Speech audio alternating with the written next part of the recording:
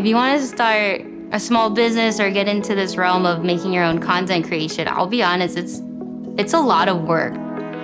There's a lot of behind the scenes that you really don't see, and it's a lot of tears and a lot of weekends that you give up. You don't see your friends much at all, and you just kind of like head down into the grime of, making videos.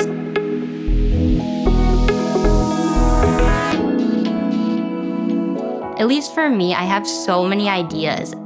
And I stay up all night trying to figure out, when am I gonna have time to do this? When am I gonna do this project? Deadlines, deadlines, deadlines. And you work from like when you wake up to when you go to sleep. And at the end of the day, you still feel like you're 2 weeks behind for whatever reason. Before, I used to just work every day, had no weekends, no holidays. Recently, I tried to do 2 days off, but I found with that regular schedule, it wasn't enough time. Because one day you spend doing errands and resting, and then the next day you're already thinking about Monday and what you need to do. So there's really no time to actually give your mind a break. About 4 months ago, I decided for every 2 months of work, I would take 2 weeks off. And I felt like it was a very refreshing amount of time where I could just kind of decompress for the first week, and then the second week I would probably learn a new skill or try something new and get re-inspired. So then the next 2 months I could be inspired with more brighter ideas. And I found that that big break actually helped tremendously. If I could keep up this work for 2 months, have a couple weekends off, and then take a bigger break, I have more time to focus and try new things and better my craft, and not have this stress of, oh, I gotta come back to work like Monday.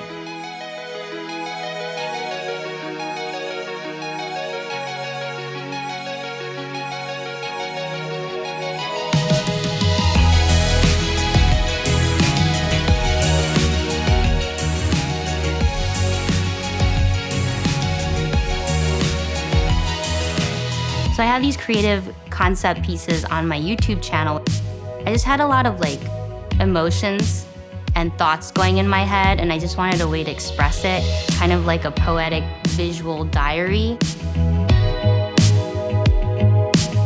I was just filming with my friends, we go on travel trips, and I just wanted to create a story other than here's some cool epic B-roll with a cool EDM track, and then boom.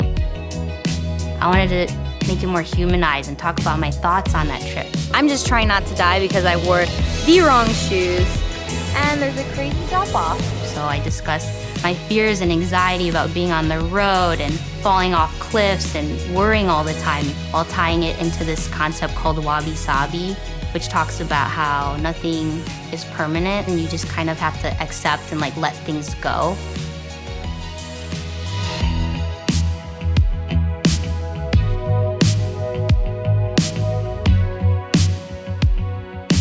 So there's a video on my channel called 26 Letters, and the whole gist of it is talking about words and how your words are very, very meaningful. So even though I love social media and the potential it has, there is this dark side to it. People have this feeling that they could just say whatever they want to say because there's no face to them.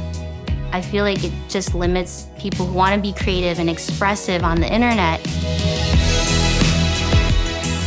I decided to take all of my amazing comments that I have from the creative art pieces and cut them up and stick them on my wall in a creative way, while also doing this voiceover that rhymed, telling people why they bully others, and at the end of the day, it's just hurt people, hurt other people. When you're on YouTube, you do want to express yourself, but there's this fear that a lot of people have where they don't want to start because they're scared of what other people think or what they're going to say, and that judgment. And I just want to somehow be this person to tell people that it's okay, that it's not personally them. So when I make these types of videos, I feel connected to them, and I want to see other people's artworks and creativity, but I don't want this fear of these trolls stopping them.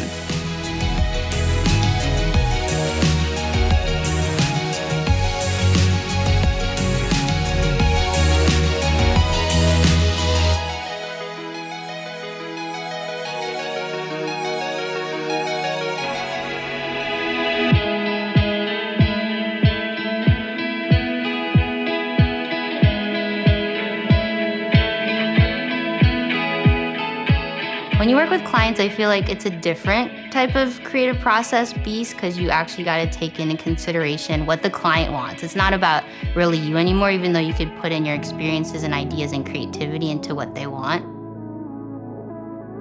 Sometimes they could intertwine. I did a Samsung video and I talked about "Be water, my friend," which is a Bruce Lee quote. I did a whole theme of water and liquid and using all these visuals that are kind of liquidy and then tying it in with the story. Be like water and just flow with it. And then other times when I have a story in my head, I'll need gear to create that story. When camera brands have a new piece of gear, they'll let me know and say, do you want to test it or review it? And I'll take that piece of gear and create a story around it like it was some sort of character. Because the Leica brand is all about being handcrafted and high quality, I created this story about handmade things and how items can connect us to certain people when we make them. Sometimes when I do gimbal reviews, I'll compare it to like a sports car.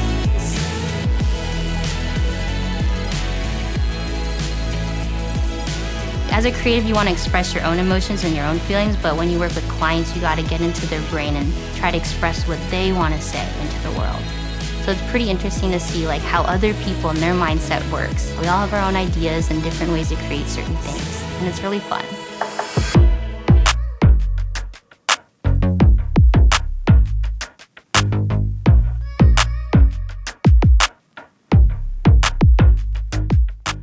At least when I was first starting out, I always thought the deliverable was like the final thing, the thing you look forward to. But in reality, the art is actually the process, the whole workflow, because everyone has their like different ways of doing stuff. You come up with ideas from experiences and stories and different things you watch and read, and then you put those ideas together and they manifest into this weird thing. Then you get into production, and I feel like that's the fun part where you actually get to make the film and see it come to life.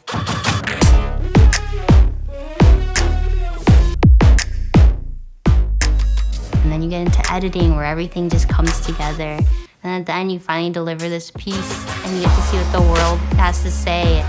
More importantly, it's like how you feel. Like, are you proud of that thing that you made? More so than what everyone else thinks, even though that does add validation and also feels good. As artists, we want to know what people think of our work. But yeah, you got to be okay with what you created.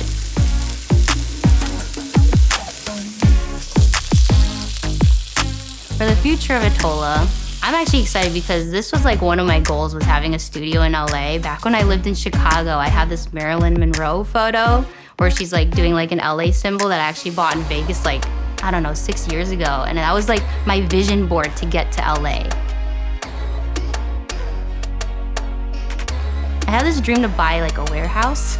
I really want to have a community of creatives and artists and just surround myself with creativity, and hopefully I could build it out to be really cool and inspiring. We'll have plants and little film studios that people could rent and shoot in, and also they have their like little working stations in their offices, like a home for creativity.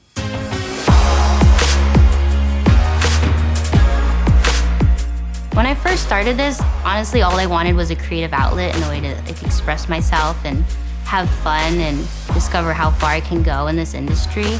As I built up my YouTube channel and my accounts, the thing that really made it worth it to me was reading people's comments and like DMs. And it wasn't anything about, oh, you're so great on camera, or I love this piece of work. It's like when they tell me that, you know, like I really needed to hear this right now. It felt like, you know, like I kind of changed someone's life in a way, someone that I never met that's probably on the other side of the world. I don't even know their name. Having someone tell me that I made them smile is just like, wow, this is why I do what I do. And this is why I want to create more of those creative concept pieces, because I just want someone to feel like not alone. Because they could be alone and not have anyone to talk to. And that's like pretty important to me now.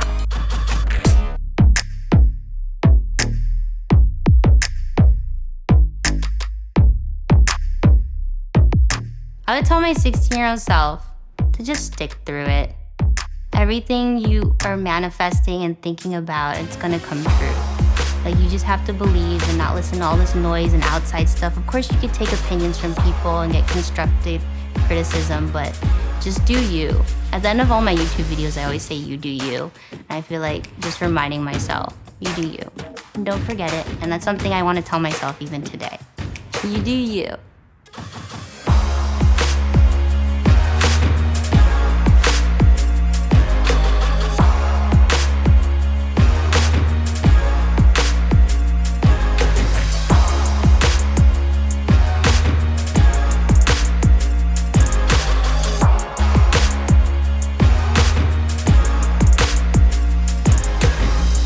Done.